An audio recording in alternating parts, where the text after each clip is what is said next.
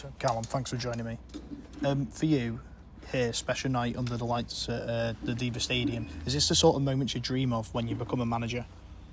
Yeah, to some extent. You just want to deliver, and in the big moments and the big games, getting in them is worth something. For us, qualifying for the playoffs and getting in them is worth something.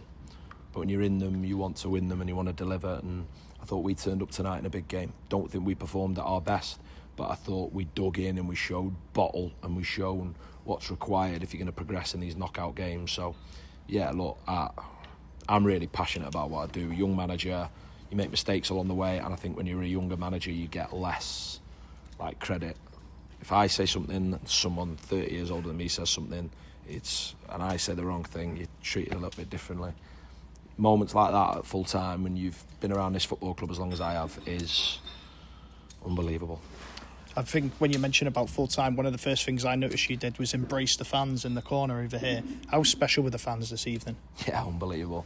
The place was rocking from about 7 o'clock, and the game kicked off late. They show what I think the football team needs to show them here: passion, commitment, endeavour, never say die attitude, a belief, maximum commitment, effort, intensity. And I thought we did that. I really think we stepped up to the mark in that respect. Didn't have as much quality as I'd like, but it make a massive difference, and I just wanted to show at full time we care as much as them. Honestly, I kick and head. One of the lads in there just pointed out that I've jumped and headed towards the end, Harrison Burke clearing our lines, and I'm just, it is, you care, and if you care, you care. You can't hide it, you can't put it on. So yeah, passionate, and I thought the football team showed the supporters the way you have to be. If you're going to play here and you're going to succeed, you have to do that, and they certainly delivered tonight. I think you mentioned about intensity there. Your two biggest moments of the game were right at the start when you scored and towards the end when you were defending to try and keep that lead. Was that sort of the intensity you wanted from your team in this game? Yeah, we wanted to start fast because we wanted to keep the crowd in the game.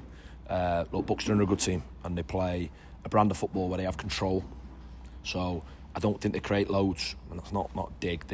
The way they like to have it is they like to have a lot of the ball. They step the goalkeeper in, so they almost feel like they have 11 outfield players and almost go. If you want to go full press and you get it wrong, 2 forward passes, be down the side of your centre halves inside your full back. So you have to be solid, but you also then can't be passive. And I don't think we got the balance right for 25 minutes. So we started fast, conceded the goal, levelled up, got to grips with their shape. Thought we defended very well in the second half of normal time, but didn't think we were great with the ball. And then when I've ended up having to take both centre forwards off, one through a tactical change, second one then's enforced, you've gone, wow, it doesn't look great, does it? But I thought in extra time we found a solution where we played with Motley Henry wider on one side, Mooney wider on the other, almost went up against the 2 centre halves a little bit less, trying to get runners beyond from midfield. That meant we might try and create a little bit more. You mentioned there about Motley Henry and Mooney coming on. They were both substitutes today. How important is the strength in this squad to you succeed in this season? Yeah, small squad. That's the big thing.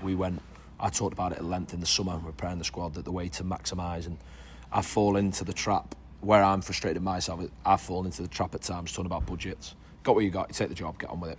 I need to be better at that, because I was like that 2 years ago, and maybe this year I've fallen into the trap, and it comes from a good place but doesn't always get put across well. But we've ran with a smaller squad, but I think a higher quality squad. I didn't feel like we had any passengers in our 18-man squad tonight.